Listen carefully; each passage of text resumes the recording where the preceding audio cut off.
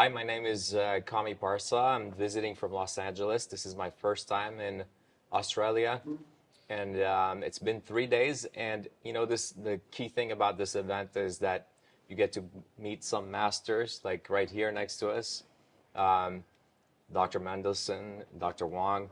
And I think like with these kind of meetings, if you just pick up a few tricks here and there, that's really all that matters. You go, it changes it, and it adds up. You get to see people from all around.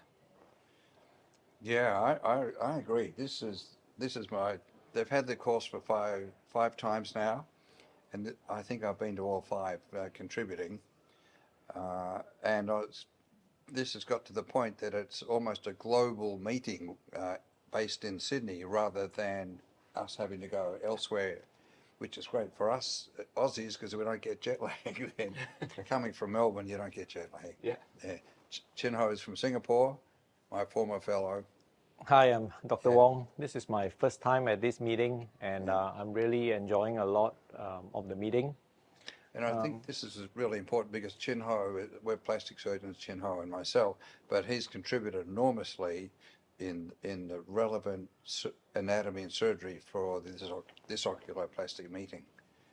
And I think one of the delights is that it's cross-specialty. Yes. Not just, and that adds a real extra dimension. Yeah, so we learn a lot from the other specialty, from oculoplastic, from ENT, facial plastic. So it is good to come to this meeting and see how we do the same thing but differently. I think actually the Brazilian influence was interesting, wouldn't you? Because their market is different. Yeah. And they got younger, more dynamic, and obviously I had a patient from Brazil recently, and she said the women would rather spend money on their appearance than put food on the table. It's a big market. Yeah. Right. Yeah. But that's the way of the world. It's all happening that way with social media. And my generation is slipping behind. And you're right in the thick of it in Los Angeles, of course. Yeah, you see a lot of that, certainly. Yeah. So it's very relevant because it's not just traditional teaching. It's bringing out the new technology, new machinery that I was just looking at and hearing about. And then also for people who haven't been here, they'll get to realize it's also about how the surgeon manages patients in constructive ways and how to handle patients who are having disappointments with their surgery, which is it's not often that's talked about to the extent it is here. Yeah. I think key pearls that come together, what not to do, and what the complications is what we all learn from each other. So that's been wonderful. Yeah, it's always said better to learn from others' mistakes than your own. Yep, exactly. Yeah. And then the speakers this morning, they were very open about sharing their complications, challenges, and then how to deal with them.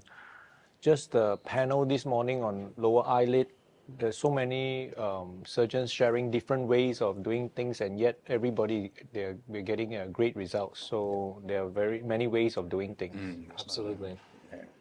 Well, I practice in Beverly Hills, and my patients are really different than a lot of places, demanding, but at the end of the day, I think that as Michael Groth was saying this morning, it's about picking them right. We turn away 50% of patients I see, and I think just picking them right is key. I think that's part of the thing that's brought on by social media. The patient thinks they're an expert now. Rather than coming for advice from the surgeon, they're coming to tell the surgeon what they want. Yeah. Anyway, the point is, this is an outstanding meeting. There's nothing quite like it anywhere else as far as I know. And it's worth a trip to Australia or coming to Sydney to have this opportunity because it's only once every 3 years.